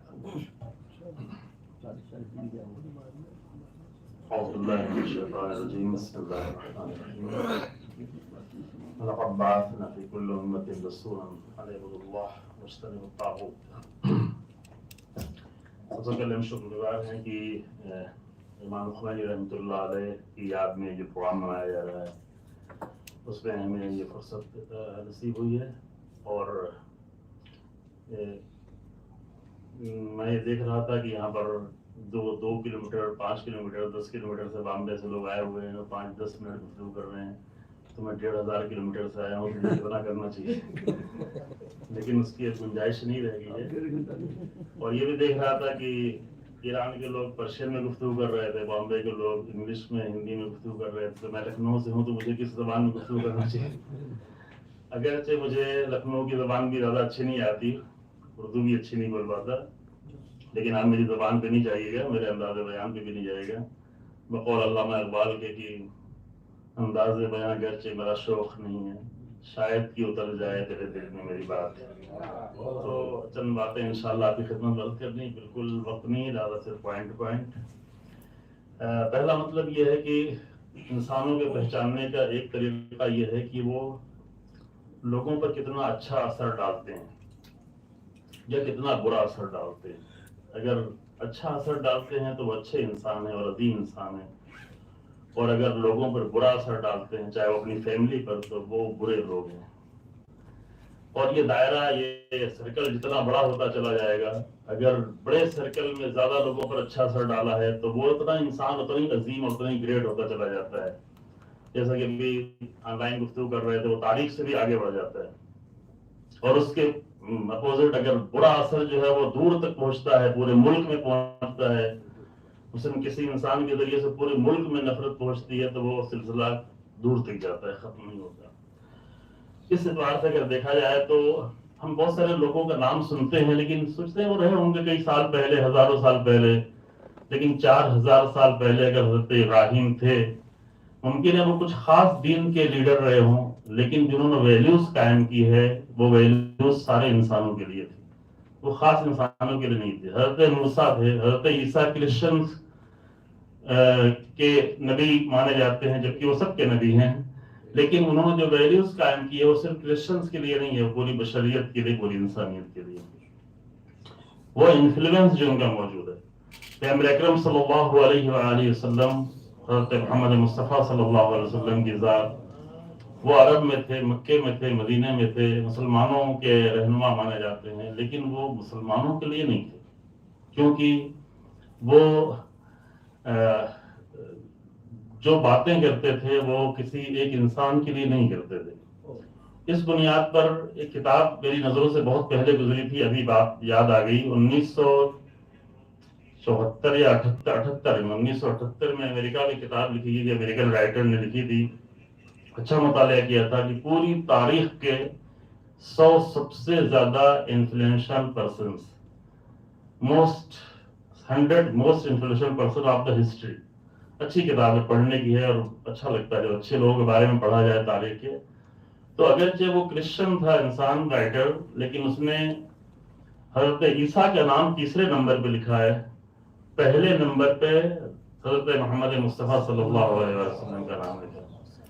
کیونکہ یہاں پر کوئی تعصب کی بات نہیں ہے, یہاں یہ کہ کس انسان کا اثر کتنا زیادہ تاریخ میں پڑا ہوا ہے. دوسرے نمبر پہ نیوٹن کا نام ہے, بعد میں آئنسٹائن کا ہے اور دوسرے لوگوں کا نام ہے چوتھے پانچویں نمبر پر. تو یہ کہ اہم موضوع ہے کہ انسانوں کو اور یہ صرف یہ کہنے کے لیے نہیں، یہ اپنے لیے بھی یہ باتیں کہہ رہے ہیں کہ ہم بھی اپنے آپ کو اس طرح پہچان سکتے ہیں کہ ہم کتنے انسانوں پر کتنا اچھا اثر ڈال سکتے ہیں، یا اس کے برعکس خدا نہ خواستہ کہیں ایسا تو نہیں ہے کہ ہم لوگوں پر برا اثر ڈال رہے ہیں، اپنی فیملی پر، اپنے آس پاس کے لوگوں پر، اپنے پڑوسیوں پر، یا اپنے ملک پر برا اثر ڈال رہے ہیں، تو اسی نام سے وہ انسان جانا جاتا ہے۔ اور اس قانون کے اعتبار سے اگر جانا جائے، پہچانا جائے، تو تاریخ میں امام خمینی کا وہ نام ہے کہ جنہوں نے صرف اپنے ملک پہ اثر نہیں ڈالا ہے، صرف چند مولویوں پر یا طالب علموں پر یا اپنے شاگردوں پہ اثر نہیں ڈالا ہے۔ ایک زمانے میں تہران اور ایران کے کلچر کے لحاظ سے اس کو یورپ کے کلچر کا بہت ہی زیادہ بلکہ بہت ہی بری حالت میں سمجھا جاتا تھا، لیکن ایک بوڑھا انسان ایک مدرسے سے نکل کر اس طرح اثر ڈالے کہ لاکھوں بلکہ کروڑوں جوانوں کی زندگی کو تبدیل کر دے اور ان کی میٹیریل زندگی کو اسپریچول زندگی میں بدل دے، تو یہ انفلوئنس، یہ تاثیر، یہ انسان کی شخصیت کو بتاتی ہے کہ ایک انسان کتنا عظیم ہے۔ اس کے بارے میں آج تھوڑی سی گفتگو ہو رہی ہے۔ میں یہاں پر زیادہ گفتگو واقع نہیں کروں گا، صرف میں چند قانون بتانا چاہتا ہوں کہ ایک انسان کیسے اتنا تاثیر گزار ہو جاتا ہے، کیوں اثر ہوتا ہے۔ ہم دیکھتے ہیں کہ کبھی کبھی ہم اپنے بچوں پہ اثر نہیں کر پاتے، ہم اپنے بچوں کے ہاتھ سے موبائل نہیں لے پاتے، ہم اپنے بچے اگر تعلیم میں کمزور ہیں تو ان پر اثر نہیں ڈال پاتے، اگر ہمارے اپنے بچے جو ہمارے خون، ہماری ہڈی، ہماری نسل سے ہیں، اگر وہ بہک گئے ہیں، راستہ خراب ہو گیا تو ان کو ہم سنبھال نہیں پاتے، اتنا کچھ ہوتے ہوئے، اتنا قریب ہوتے ہوئے ہم ان پہ اثر نہیں ڈال پاتے، تو کیسے ایک انسان اتنی بڑی تعداد میں انسانوں پہ اثر ڈالتا ہے؟ یہ ایک سوچنے کا موضوع ہے۔ کیسے ایک نبی 4000 سال پہلے، 5000 سال پہلے، 3500 سال پہلے حضرت موسیٰ، 2000 سال پہلے حضرت عیسیٰ اور 4000 سال پہلے حضرت ابراہیم، انہوں نے کیسے اثر ڈالا ہے کہ ان کو آج تک اتنے احترام سے یاد کیا جاتا ہے، اور تاریخ میں ایسے عظیم انسانوں کو ہمیشہ یاد کیا جائے گا۔ اس کے مقابل میں برے انسانوں کو بھی یاد کیا جائے گا، اس لیے یاد کیا جائے گا تاکہ برے انسان نہ بنے، تاکہ فرعون نہیں بنے، تاکہ یزید نہیں بنے، تاکہ نمرود نہیں بنے۔ تو یہ دو طرح کے نام ہمیشہ باقی رہتے ہیں اور چلتے رہتے ہیں۔ یہاں پر جو ہے ہم صرف یہ دیکھنا چاہیں گے کہ کن بنیادوں پر امام خمینی رحمۃ اللہ علیہ، جو ہماری زمانے کے انسان تھے، ایک چھوٹے سے حوضے میں رہتے تھے۔ اس زمانے میں قم کا حوضہ، ابھی ہمارے بزرگ کہہ رہے تھے کہ اتنے بڑے حوضے میں ہے، learning of city of learning سے میں کچھ پڑھ کے نہیں آیا ہوں زیادہ، اس لیے میں اس کے لیے آپ فکر نہ کریے گا، اور ایک منٹ جو میرے بارے میں بیان کیا وہ تو آپ کو بیکار چلا گیا، وہ کسی کام کا نہیں رہا۔ لیکن عزیزو، چھوٹا سا حوضہ تھا اس وقت قم کا، ابھی تو بہت اچھا شہر ہو گیا ہے۔ وہاں پہ رہنے والا انسان، وہ اس کو یہ فکر نہیں تھی کہ میرے بچے، میرا گھر، میری بیوی، میرا گھرانہ، اسے فکر تھی کہ دنیا میں کہاں کہاں ظلم ہو رہا ہے، فلسطین کی سرزمین پر کیوں ظلم ہو رہا ہے، امریکہ کی سرزمین پر، ساؤتھ امریکہ کی سرزمین پر کیوں ظلم ہو رہا ہے۔ وہ یہ نہیں دیکھتا تھا کہ مسلمانوں کے لیے آواز اٹھائی جائے، بلکہ وہ کہتا ہر مظلوم کے لیے آواز اٹھائی جائے، اور یہ اس کی آواز نہیں تھی، یہ آواز بھی رسول اللہ کی آواز تھی، کیونکہ رسول اللہ نے مسلمان کے سامنے مسلمان تھے، ان کو مخاطب کر کے کہا تھا کہ من سمع رجلا ینادی یا للمسلمین فلم یجبہ فلیس بمسلم۔ اگر کسی نے، مسلمانوں نے کسی بھی انسان سے، چاہے وہ کوئی بھی ہو، کسی بھی مذہب کا ہو، اگر اس سے یہ سنا ہو کہ اے مسلمانوں میری مدد کو آؤ، اور اگر وہ اس مظلوم کی مدد کرنے نہ جائے تو کتنی بھی نمازیں پڑھ لے، کتنا بھی روزہ رکھ لے، وہ مسلمان ہی نہیں ہے۔ تو یہ امام خمینی کے چند جملے میں آج کل گجرات میں تھا ایک پروگرام میں، وہاں عرض کر رہا تھا کہ ایسا علم جس پر عمل نہ کیا جائے وہ صرف یہ کہ فائدہ مند نہیں ہے بلکہ نقصان دہ بھی ہے نا۔ تو یہ باتیں ہم سب سنتے ہیں، علم تو ہمیں ہے کہ ظلم کے خلاف ہمیں آواز اٹھانا چاہیے، بولنا چاہیے، لیکن امام خمینی نے اس پر عمل کیا، صرف پڑھا نہیں ہے، صرف درس نہیں دیا ہے، صرف کتابیں نہیں لکھی ہیں، صرف پڑھایا نہیں ہے، بلکہ اس پر مضبوطی کے ساتھ عمل کیا ہے۔ تنہا انسان، اکیلا انسان، اس کے لیے بیٹوں کی قربانی دی ہے۔ جب ان کے بڑے عظیم اسکالر بیٹے کو شہید کیا گیا، 12 سال 14 سال ملک سے باہر نکال دیا گیا، طرح طرح کے ملکوں میں بھیجا گیا، کبھی ترکی، کبھی عراق، کبھی فرانس، کبھی کویت کے بارڈر پہ کھڑے تھے، کویت نے کہا لے لیں گے، بعد میں کہا نہیں لیں گے، وہاں بارڈر پہ رکے ہوئے ہیں، اور کوئی بھی لینے کو تیار نہیں تھا، تو وہاں کہہ رہے تھے کہ ہمیں زندگی بھر بارڈر پہ بارڈر جانا پڑے اور کوئی بھی ملک لینے کو تیار نہ ہو، تب بھی ہم ظلم کے خلاف آواز اٹھاتے رہیں۔ یہ مضبوطی، یہ ارادوں کی مضبوطی، کوئی ایسے ہی امام خمینی نہیں بن جاتا۔ اور یہ بات اس لیے نہیں کہہ رہے کہ ہم سے امام خمینی کے بارے میں بات کریں، یہ اس لیے کہہ رہے ہیں کہ اس طرح کے ہر انسان کو ضرورت ہے۔ ہر زمانے کے لوگوں کو ضرورت ہے کہ اس طرح اپنے اسٹینڈ کو مضبوط رکھے. تو میں خالی 2-3 منٹ میں بنیادیں بتانا چاہتا ہوں. امام خمینی کی بنیادی فکریں کیا تھیں، اور اسی لیے میں نے آیت بھی جو پڑھی تھی آخری ترجمہ کر دوں گا. امام خمینی کی سب سے بنیادی فکر یہ تھی کہ وہ جو کچھ کرتے تھے وہ اللہ کے لیے کرتے تھے. ایک ایشور، ایک اللہ، ایک گاڈ کے لیے وہ سب مانتے ہیں. جتنے بھی ریلیجن یہاں سب بیٹھے ہیں، نام کچھ بھی دے لیں لیکن سب جانتے ہیں کہ سب کا کریٹر ایک ہے، سب کا خالق ایک ہے، سب کا پیدا کرنے والا ہے. تو وہ اپنے لیے نہیں کرتے تھے، اپنی حکومت کے لیے نہیں کرتے تھے. وہ جو کرتے تھے ان کی زندگی کے بہت نمونے سے موجود ہیں، بہت ہی اطمینان کے ساتھ اللہ کے لیے کرتے تھے. اور جب کوئی کام جو ہے وہ انسان اپنے لیے کرتا ہے تو فکر مند ہوتا ہے، مسترب ہوتا ہے، مل جائے تو خوش ہوتا ہے، چھن جائے تو پریشان ہوتا ہے. لیکن جب اپنے لیے نہیں کر رہا ہو، اس کے لیے کر رہا ہو کہ جو سب کچھ دیکھ رہا ہے، اس سے پریشانی کی کوئی ضرورت ہی نہیں، اسے کوئی اضطراب نہیں ہوتا. انہیں پکڑ کے رات کے اندھیرے میں نماز صبح سے بھی پہلے لے جایا گیا، بالکل سکون سے گئے، صرف نماز پڑھنے کی اجازت مانگی. جب پکڑ کے لے جایا جا رہا تو یہ حالت تھی. اور جب پورا ملک تیار تھا اور انہیں پیرس سے فلائٹ سے لے آیا جا رہا تھا تو آ کے رپورٹر نے پوچھا کہ تم کیسا محسوس کرتے ہو؟ کچھ نہیں. چونکہ یہ بڑے فخر کی بات تھی، میں نے یہ کیا، میں نے یہ کیا، میں نے یہ کیا. نہیں، کچھ نہیں میں نے. اسی لیے دوسرا قانون ان کی زندگی کے فکر کا دوسرا قانون یہ تھا کہ وہ کبھی نتیجے کی فکر نہیں کرتے. یہ ان کے کلمات ہیں، میرے پاس ہے لیکن میرے وقت نہیں ہے. وہ نتیجے کی کبھی فکر نہیں کرتے تھے کہ نتیجہ کیا نکلے گا. ان کا کہنا تھا کہ میں نتیجے کا پابند نہیں ہوں، میں صرف اپنی ڈیوٹی انجام دینا چاہتا ہوں. میرا کام اپنی ڈیوٹی انجام دینا. نتیجہ جس کے لیے ہے وہ خود جانے. میں اپنے لیے تھوڑی نہیں کر رہا ہوں کہ نتیجہ مجھے چاہیے. میں اگر اللہ کے لیے کام کر رہا ہوں تو نتیجہ اللہ چاہے میری زندگی میں نتیجہ آئے، اللہ چاہے میری زندگی کے بعد نتیجہ آئے، اللہ چاہے آئے، اللہ چاہے تو نہ آئے، اللہ چاہے میں مر جاؤں، شہید ہو جاؤں، جان چلی جائے، نہ چاہے تو زندہ رکھے. لہذا کبھی انہوں نے نتیجے کی فکر نہیں کی بلکہ صرف اپنے وظیفے کی فکر کی، ہے نا. اور چونکہ اللہ کے لیے امور کو انجام دے رہے تھے، لہذا ایک تیسرا پہلو یہ تھا کہ پھر کسی سے خوفزدہ بھی نہیں تھے، کسی سے ڈرے ہوئے نہیں تھے. جب لوگ اپنے لیے کرتے ہیں، اپنی حکومت کے لیے کرتے ہیں، اپنے اقتدار کے لیے کرتے ہیں تو ڈرے ہوتے ہیں، پتہ نہیں ملے گی کہ نہیں ملے گی، یہ کریں تو وہ کرو تو کمپرومائز کر لیں، کچھ حق ملا لیں، کچھ باطل ملا لیں. ہمیں حکومت تو چاہیے، اسے کسی نے پورا کرنا ہے. لیکن جب اللہ کے لیے ہو تو نہ کوئی کمپرومائز کرنے کی ضرورت ہے. کمپرومائز سے مراد نہیں باطل سے کمپرومائز، غلطیوں سے کمپرومائز، اس کی ضرورت نہیں ہے. نہ ہی خوفزدہ تھے، نہ ہی ڈرے ہوئے تھے، نہ ہی کبھی پشیمان تھے. جب پورے پارلیمنٹ کے اڑانے کے لاگے خبر دی گئی تو بڑے مطمئن تھے، کچھ نہیں کہا صبر کرو.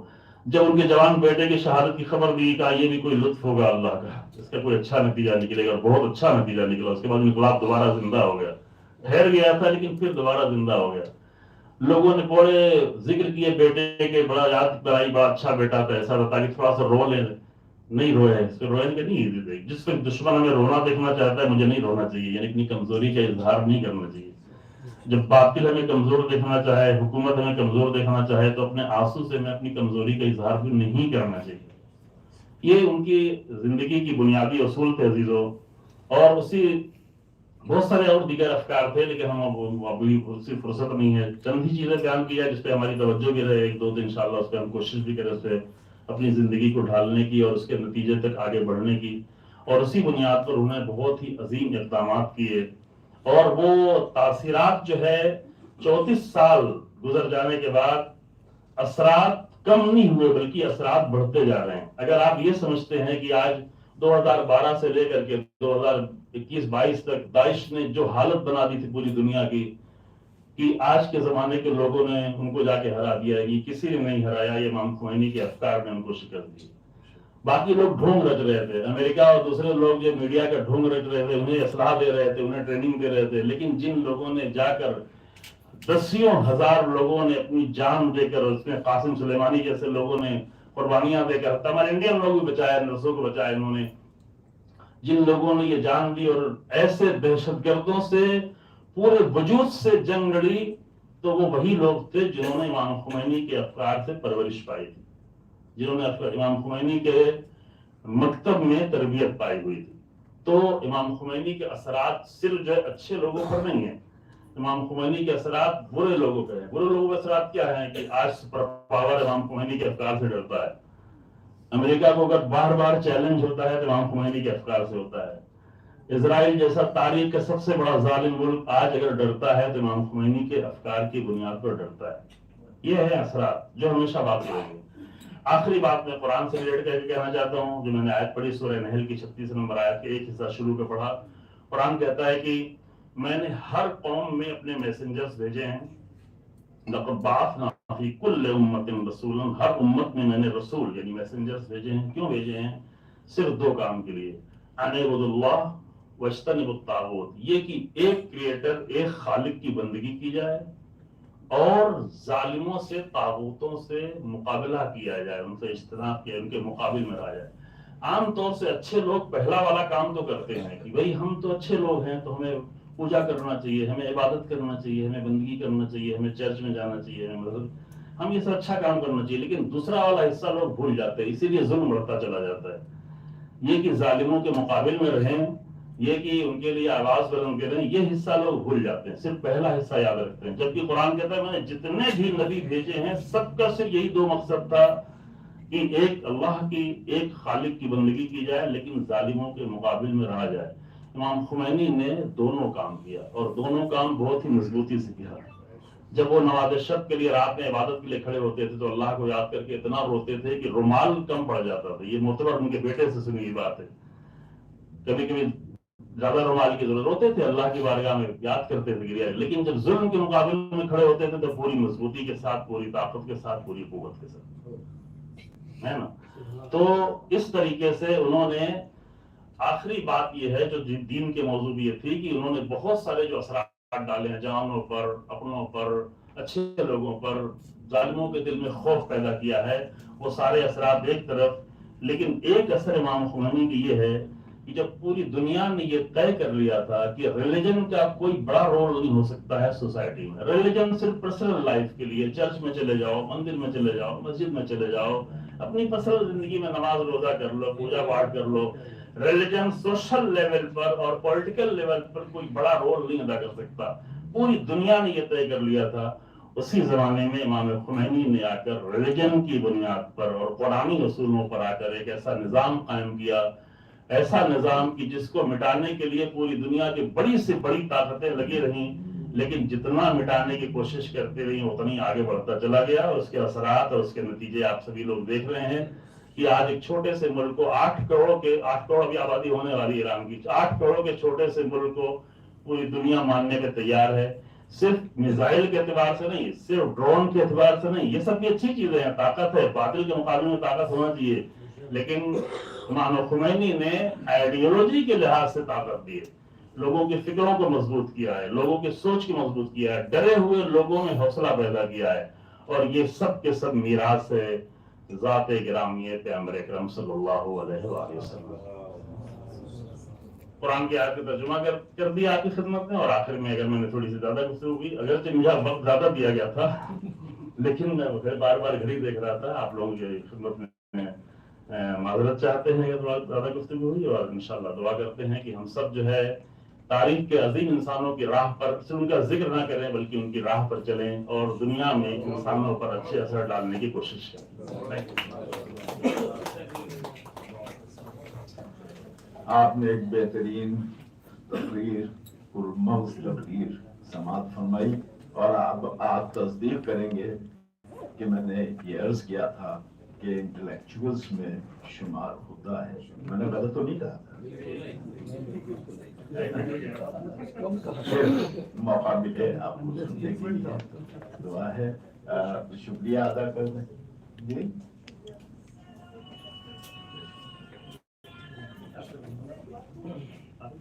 آپ تمام حضرات کا شکریہ ادا کیا جاتا ہے کہ آپ نے رحمت فرمائی، اور ظاہر ہے کہ 10 بج رہے ہیں جب میں، اور یہ آج اتوار کا دن تھا، یہ وقت بچوں کے ساتھ گزرتا ہے، آج آپ نے یہاں بیٹھ کر بہرحال اچھی گفتگو کی ہے، وقت آپ کا ضائع نہیں ہوا ہے، کارآمد ثابت ہوگا۔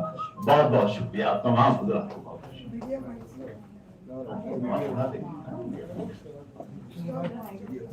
ہاں آپ حضرات کی فارسی میں کہتے ہیں پذیرائی کا انتظام کیا گیا ہے. اردو بھی کہتے تو بہت اچھا, مگر آپ تفسیر انگریزی کر رہے ہیں.